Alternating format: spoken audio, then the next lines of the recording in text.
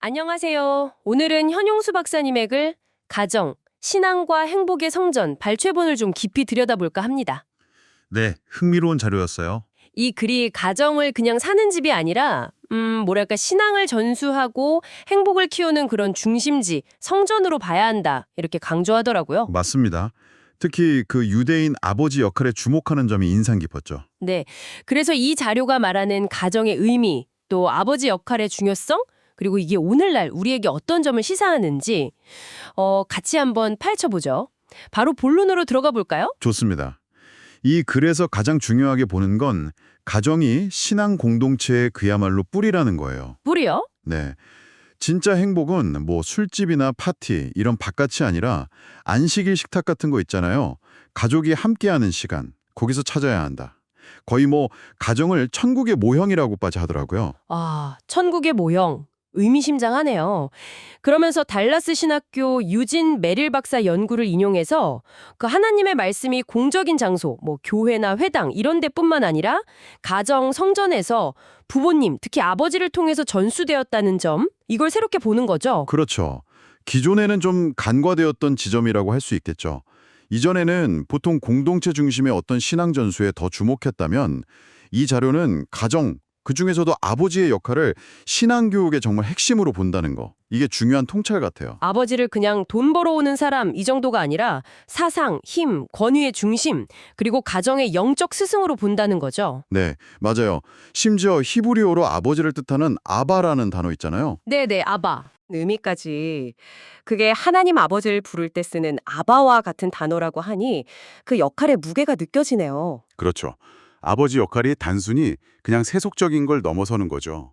자료에서 잠언 4장을 예로 들잖아요. 솔로몬 왕이 어릴 때 아버지 다윗한테 계속 지혜가 중요하다, 지혜가 중요하다 이 교육을 받았기 때문에 나중에 하나님께 지혜를 구할 수 있었다는 분석이죠. 아, 그 구절 생각나네요. 내가 선한 도리를 너희에게 전하노니 내 법을 떠나지 말라. 아버지가 직접 가르침의 주체가 되는 모습. 결국 아버지가 어떤 가치관, 어떤 언어를 심어주느냐가 정말 중요하다는 거군요. 네, 결정적이라는 거죠. 근데 여기서 말하는 아버지의 권위, 이게 좀 조심스러울 수도 있을 것 같아요. 자칫하면 너무 권위주의적으로 들릴 수도 있고요. 네, 좋은 지적이세요. 자료에서도 그 점을 분명히 해요. 아버지의 권위는 하나님이 가정의 질서를 위해 주신 거고 아내가 이걸 존중하고 지지할 때 건강하게 선다는 거죠. 하지만 중요한 건 이게 힘을 막 남용하는 권위주의랑은 완전히 다르다는 거예요. 가정폭력 같은 그런 권위주의는 절대 안 된다. 단호하게 배격해야 한다고 강조합니다. 오히려 요즘은 과거의 그런 잘못된 권위주의를 비판하다가 건강한 권위까지 다 없어져서 혼란스럽다. 이런 시각도 보여주는군요. 맞습니다. 그런 우려를 표하는 거죠. 권위와 권위주의 구분도 중요하지만 교육 내용에 대해서도 좀 특별한 걸 강조하던데요. 그냥 지식이나 IQ가 아니라 지혜, wisdom, 그리고 슈르그. 이게 우리말로는 뱀 같은 지혜라고 하던데 이 슈르드라는 개념 좀 더 설명해 주실 수 있을까요? 슈르드. 이게 뭐랄까, 세상의 악한 꾀나 유혹에 그냥 넘어가지 않고 상황을 딱 꿰뚫어보는 분별력, 아니면 위기 상황에서 살아남는 되게 현실적인 지혜, 이런 걸 의미해요. 아, 현실적인 지혜. 네. 자료에서는 그 신들러 리스트 영화에 나오는 소년 얘기하잖아요. 나치 장교한테 재치 있게 말해서 살아남는 그런 예시를 들기도 하고 또 예수님이야말로 가장 슈르드 하셨던 분이다. 이렇게 설명하기도 하고요. 단순히 순진한 게 아니라 악을 분별하고 대처할 줄 아는 지혜군요. 그렇죠. 세상을 제대로 알고 대처하는 지혜, 그 교육이 중요하다는 겁니다. 그럼 이런 지혜는 대체 어떻게 가르칠 수 있을까요? 그 유대인 교육 방식에서 힌트를 얻을 수 있을 것 같은데요. 네, 맞아요. 유대인 아버지는 보통 아이를 막 강압적으로 가르치기보다는 이렇게 무릎에 앉히고 눈 맞추면서 다정하게 질문하고 답하고 이런 방식을 쓴다고 해요. 질문하고 답하고. 네. 그리고 탈무드 공부하는 방식도 참 재밌는데 아버지랑 아들이 서로 막 질문 던지고 상대방 논리에 허점을 파고들고 그러면서 토론하면서 이해를 깊게 만드는 거죠. 일방적으로 주입하는 거랑은 완전 다르죠. 그 얘기 들으니까 최고의 학습은 가르치는 것이라는 말이 딱 떠오르네요. 자료에 나온 그 교수님 얘기도 인상 깊었어요. 어릴 때 할아버지한테 배운 걸 매일 설명하면서 스스로 완전히 익혀서 최고가 되었다는 이야기요. 네, 바로 그거죠.